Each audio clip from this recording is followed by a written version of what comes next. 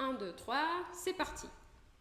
Bonjour à tous et bienvenue sur ma chaîne YouTube. Aujourd'hui, on va parler de la prononciação du R en français, se a pluie me le permet. Hoje a gente vai falar do R em francês, se a chuva deixar, porque quando a gente começa a gravar, começa a chover. Meu nome é Luísa, sou internacionalista e professora de francês, e você está na Parlu, o projeto que une minhas duas paixões. Vamos lá?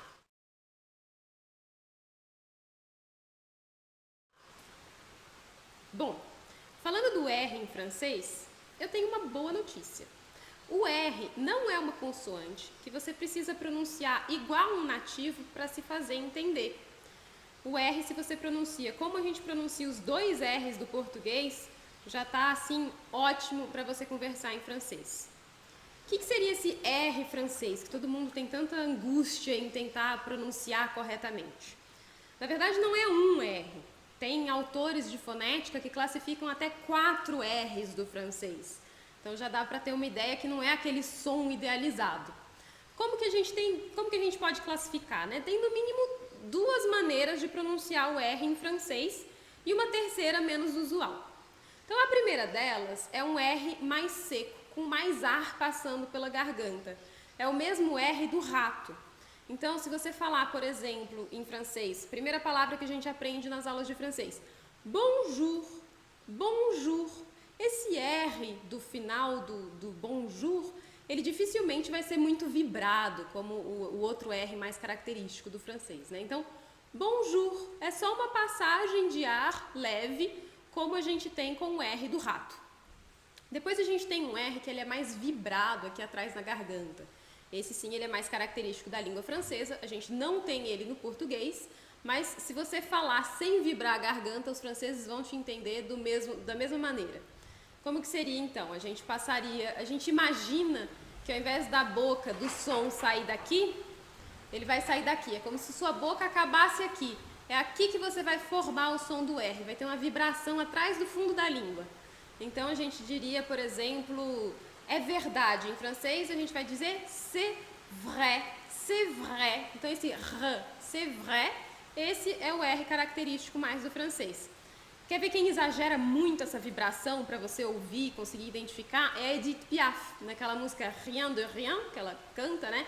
Non, rien de rien. Ela super exagera essa vibração do R. Nem no dia a dia não é comum os franceses falarem dessa maneira.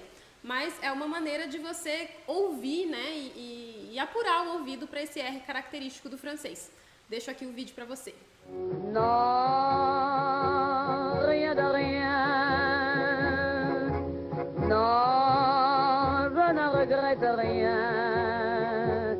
Bom, então até aqui a gente viu que a gente tem, no mínimo, 2 formas de pronunciar o R no francês standard, que seria o francês padrão, né? Um bem parecido com o português e o outro um pouquinho mais vibrado, mas que se você pronunciar sem vibrar, todo mundo vai te entender da mesma maneira.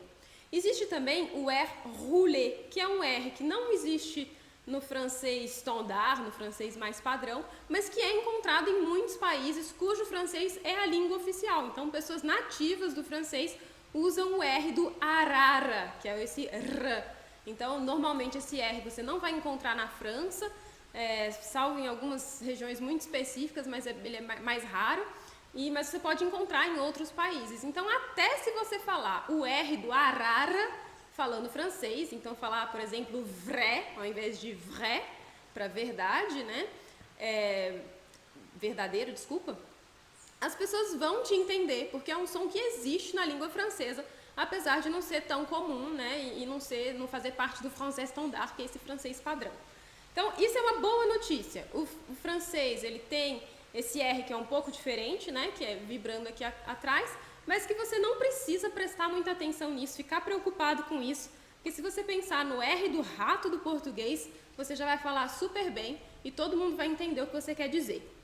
Tem outros sons do francês que são muito mais importantes do que o R e que normalmente os alunos não prestam atenção, até os professores não têm tantos vídeos, né, assim, explicando esses fonemas, né, na internet, porque não é uma coisa que dá muito ibope, e que esses sim são muito mais importantes para você se fazer compreender no francês. Então, por exemplo, a diferença entre o E e o E. São todos sons vocálicos. A diferença entre o U e o I. A diferença entre o E e o E. São sons que não existem no português. Você vai ter que aprender a falar e a pronunciar corretamente se você quer se fazer entender na França, né? Ou em algum outro país francófono, principalmente francófono europeu, né? Porque aí depois Canadá, os países africanos já têm sotaques diferentes, né? Mas para quem está pensando no francês standard, francês padrão, né? E mais ligado, lógico, à França, né? Que tem esse poderio geográfico, né? E histórico do francês. Então, você vai ter que aprender esses sons, que eles são muito mais importantes do que o R. Então, fica aqui a minha dica.